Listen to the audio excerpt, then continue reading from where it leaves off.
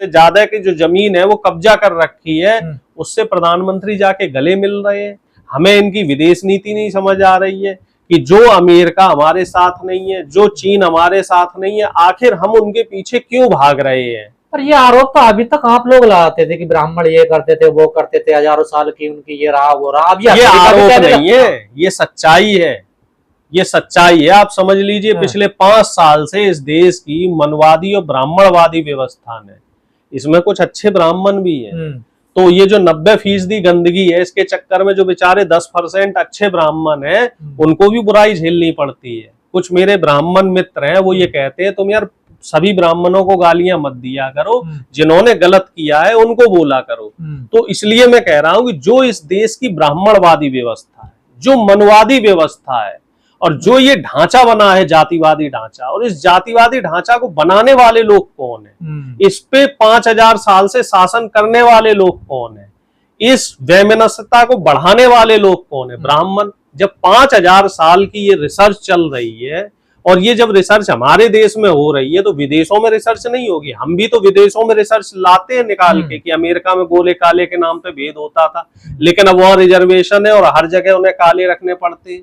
Africa में भी ऐसे ही इनको ऐसे ही करना पड़ता है, यूके में भी करना पड़ता है, ऑस्ट्रेलिया जैसे जो बड़े बड़े देश हैं वहां भी करना पड़ता है। लेकिन हमारे देश में रिजर्वेशन जैसी कोई व्यवस्था नहीं है, इस तरह का कोई सिस्टम नहीं है जिसे ईमानदारी से फॉलो किया जा सके।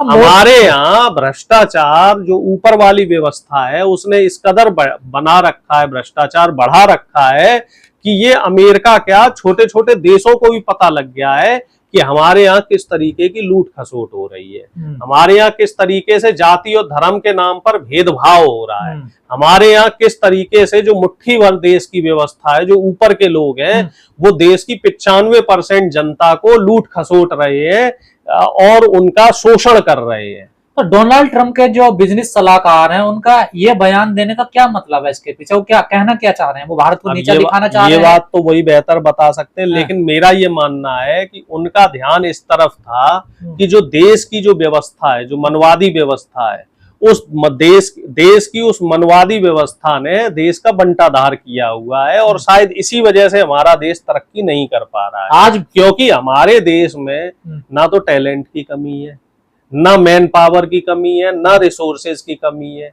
कमी किस चीज की है? ईमानदारी से उनको इम्प्लीमेंट करने की। अब आप बताइए कि 10 में से 8 व्यापारी जो देश को वेल्थ दे सकता है, जो देश को समृद्धि दे सकता है, वो 10 में से 8 व्यापारी विदेश भागा जा रहा है, माइग्रेंट हुआ जा रहा है।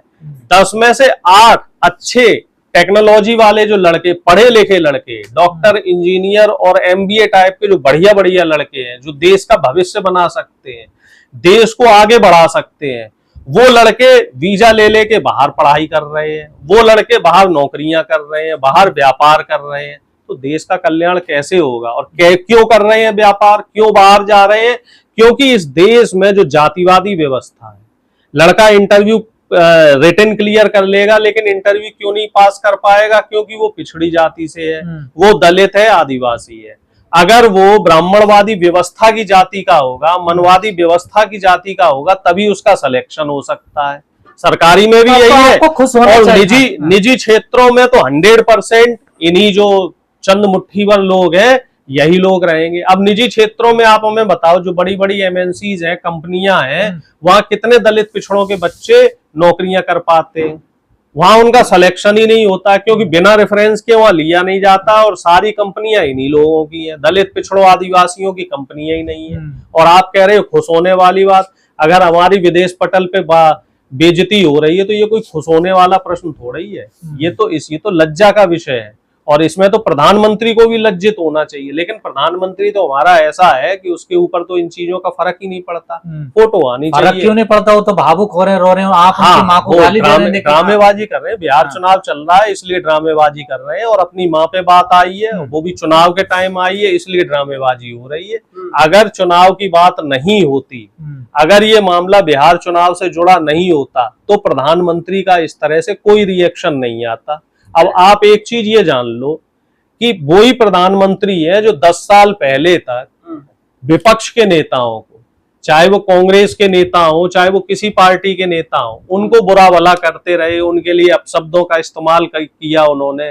खास तौर से सोनिया जी को टारगेट किया, उनको कांग्रेस की विधवा बोला गया, उनके लिए जर्सी गाय जैसे शब्दों का इस्तेमाल हुआ। ये बोला गया कि जो माँ विदेशी नस्ल की है तो उसका बेटा हाइब्रिड है और हाइब्रिड बेटा मंदबुद्धि होता है। ऐसी तरह के शब्दों का इस्तेमाल तो सिर्फ सोनिया जी के लिए किया गया। रेणुका चौधरी जी है, उनको सूपनखा से तुलना करी गई।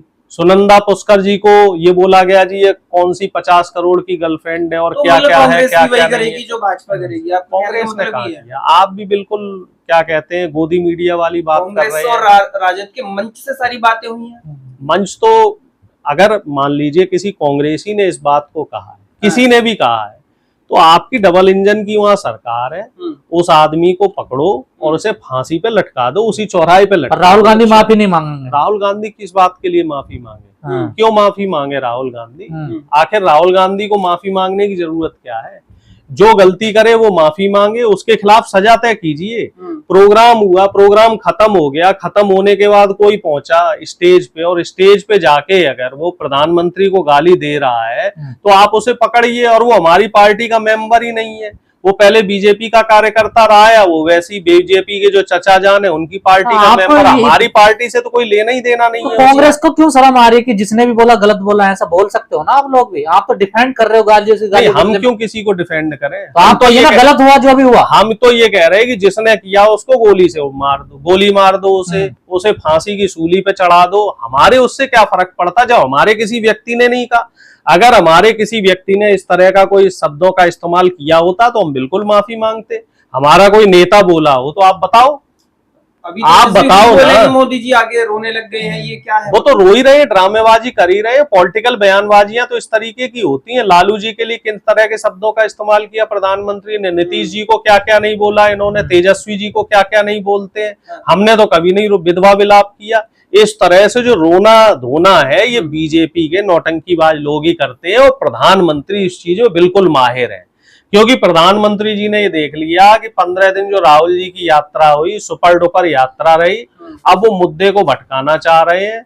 वोट चोरी का मुद्दा जबरदस्त तरीके से बिहार में चल रहा है, गली गली में पहुंच गया है, गांव गांव में पहुंच गया। वो आप ही लोग कह रहे हैं, जनता नहीं कह रही। पूरे बिहार का अपमान है, उनकी माता का अपमान। और क्या, सारा अपमान है। सोनिया गांधी तो विदेशी है और जो प्रधानमंत्री के मुंह से जो चीजें निकलती हैं, ममता बनर्जी जी के लिए क्या बोलते हैं, और जो तमाम विपक्ष के नेता हैं उनके लिए खुद प्रधानमंत्री के मुखारबिंद से तमाम ऐसी चीजें निकल जाती हैं, तो वो पूरे देश का सम्मान है।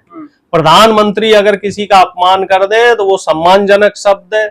और किसी भी जनरल पब्लिक के किसी व्यक्ति ने अगर प्रधानमंत्री की मां के लिए कोई बात बोल दी तो वो पूरे देश का अपमान हो गया। ये तो माँ का क्या इसमें रोल था या फिर उनकी क्या गलती थी जो आपने ऐसा बोला? तो ये बात तो उस व्यक्ति से पूछो, हमारा उससे लेना देना क्या? उन्होंने तो बोल दिया कांग्रेस और भाई एक बात बताओ भाई, दो व्यक्ति का आपस में कुछ हो रहा है, हमारा उसमें क्या लेना देना है? वो हमारी पार्टी का आदमी नहीं, वो पहले तुम्हारी पार्टी में था, फिर तुम्हारे चचा जान की पार्टी में। हमारा क्या लेना देना उस व्यक्ति से? मंच तो आपका था। अरे मंच तो ऐसे बीजेपी के भी बहुत सारे मंच होते हैं। मंच तो सार्वजनिक मंच था। हमारा प्रोग्राम खत्म हो गया, काम खत्म हो गया। राहुल गांधी क्या उस समय मंच पे थे? तेजस्वी यादव क्या उस समय मंच पे थे तो वीडियो दिखाओ। प्रोग्राम खत्म होने के बाद कौन वहां आ रहा है, कौन वहां जा रहा है, कौन क्या कर रहा है, इसका ठेका हमारा थोड़ा ही है। आखिर पुलिस प्रशासन क्या कर रहा है? इस तरह की घटना आखिर हो कैसे गई? सबक सिखाया भाजपा ये तो सीधी बात है, ये तो सीधी सी बात है कि ये पुलिस प्रशासन की ढिलाई है। कोई अराजक तत्व तो कहीं ऐसे पहुंच जाता है। और रही बात सबक सिखाने वाली, तो सबक तो बीजेपी वालों को बिहार की जनता सिखा देगी। ये लोग सिर्फ तोड़फोड़ करना जानते हैं, ये लोग सिर्फ कानून को हाथ में लेना जानते हैं। बिहार बंद के नाम पे अराजकता हो रही है सड़कों पर। सदाकत आश्रम पे हमारा दफ्तर तोड़ दिया, हमारे कार्यकर्ताओं के साथ मारपीट करी है। था ना जो माता जी को गलत बोला उस बात का। हाँ तो ठीक है, निकालिए गुस्सा, बिहार की जनता भी गुस्सा निकालेगी। जिसने निकाला उसका तो कुछ कर नहीं पा रहे हो, उसके तो बाल टेढ़ा नहीं कर पाए, आपका बाल बांका नहीं कर पाए हो। अब कांग्रेस के लोगों पे कर लो जो करना है। बिहार की जनता महान है, बिहार की जनता समझदार है और वोट चोरी का मुद्दा बहुत अच्छे तरीके से चल रहा है। वोट चोरी का मुद्दा आगे भी बढ़िया तरीके से चलेगा।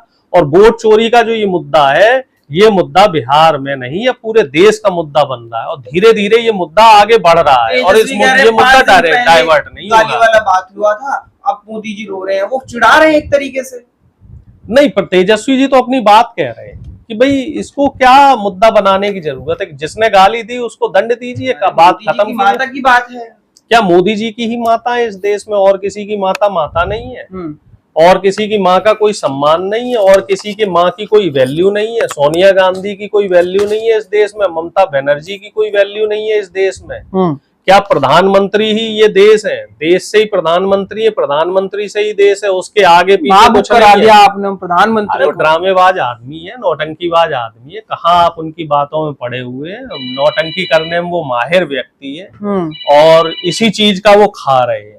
जनता की बेहतरी के लिए काम चाइना से करना मिलके होता है। आए, उन्होंने बोला मैं गया वहां पर उस चीज के लिए। चाइना, अब देखिए ना, चाइना से तो मिलेंगे ही, वही चाइना हमारा दुश्मन हो रखा है और उसी के गले में बाहें डाल रहे हैं। चाइना की चटाई पे बैठ के योगा कर रहे हैं मोदी जी, और चाइना अमेरिका इसके पाकिस्तान को हथियार सप्लाई कर रहा है। ये तो दुश्मन के गले लग रहे हैं, जाके दुश्मन के आगे सरेंडर कर रहे हैं देश। ये नरेंद्र मोदी नहीं है, सरेंडर मोदी है। ये सिर्फ विपक्ष को पे आंख दिखा सकते हैं, ये सिर्फ विपक्ष के पे भला बुरा बोल सकते हैं। इनकी विदेश नीति बिल्कुल ठप हो चुकी है, ट्रम्प विदेश घबराए नीति हुए किसी हैं। काम की नहीं है। चाइना और रशिया साथ आ गया है बिल्कुल भारत घबरा गया के। है। ट्रम्प अब घबराए हुए हाँ, हैं। घबरा गया है। नोएडा के स्टूडियो में ट्रम्प भी घबरा गया। नोएडा के स्टूडियो में पूरा विश्व जो है मोदी के सामने लेटम लेट हो गया। लेकिन जो काम हो रहा है वो सब नोएडा के स्टूडियो में हो रहा है, इसीलिए हमारा रुपया कमजोर होता जा रहा है। ट्रम्प घबरा गया है ना, इसीलिए रुपया कमजोर हो रहा है। 89 रुपए पे पहुंच गया है डॉलर, आपको जानकारी है? नहीं होगी जानकारी। हमारे यहाँ लोग पलायन कर रहे हैं, हमारे यहाँ शिक्षा का स्तर गिरता जा रहा है, हमारे यहाँ चिकित्सा का स्तर गिरता जा रहा है। पूरे बरसात में गुड़गांव, दिल्ली और पूरा एनसीआर डूब गया। यहाँ का इंफ्रास्ट्रक्चर देखिए, जो पिछले 11 साल में बीजेपी द्वारा डेवलप किया गया, पूरे विश्व में इसका मजाक उड़ रहा है। लेकिन क्या है, मोदी जी ट्रम्प को डरा रहे हैं। मोदी जी जो चाइना के राष्ट्रपति हैं उनसे गले मिल रहे हैं, ये चर्चा का विषय है। चर्चा का विषय ये नहीं है। मोदी जी पंजाब नहीं जा रहे हैं, मोदी जी दिल्ली एनसीआर का दौरा नहीं कर रहे हैं। मोदी जी देश की जो जनता परेशान है इस समय बाढ़ से, लगभग 1/4 देश में बाढ़ आई हुई है। बाढ़ ग्रसित जो राज्य है उनका दौरा मोदी जी को करना चाहिए, और मोदी जी चाइना का दौरा कर रहे हैं। शर्म की बात है मोदी जी के लिए। जहां से बात शुरू हुई थी, क्या आप कांग्रेस ये कहना चाहती है कि ये जो गाली वाला कांड है ये जानबूझ के भाजपा वालों ने करवाया है, ये प्लान्ड था? क्या कहना चाह रहे हैं आप? जांच कर लो, हाथ कंगन को आरसी क्या और पढ़े लिखे को फारसी क्या, जांच कर लीजिए, पता लग जाएगा कि वो व्यक्ति किस पार्टी का है। निष्पक्ष जांच करके देख ले। इनके फैलाए हुए रायते हैं, इनके बनाए हुए एजेंडे हैं। वो व्यक्ति बीजेपी द्वारा प्लांटेड था। अब इनका मुद्दा नहीं चल पाया तो इसी वजह से प्रधानमंत्री को वहां जाके मगरमच्छी आंसू बहाने पड़े। लेकिन बिहार की जनता उनके इस मुगालते में बिल्कुल नहीं फंसेगी, उनके इस ड्रामे में बिल्कुल नहीं फंसेगी, क्योंकि श्रीमान जी काठ की आंडी एक ही बार चढ़ती है, और यहाँ तो आंडी प्रधानमंत्री बार बार चढ़ा चुके हैं। बार बार को घड़ियाली बता रहे हैं। गाली वाले ड्रामे बार बार ये नहीं चलते। कोई नया नौटंकी, नया ड्रामा, कोई नई स्क्रिप्ट प्रधानमंत्री को लेके आनी पड़े।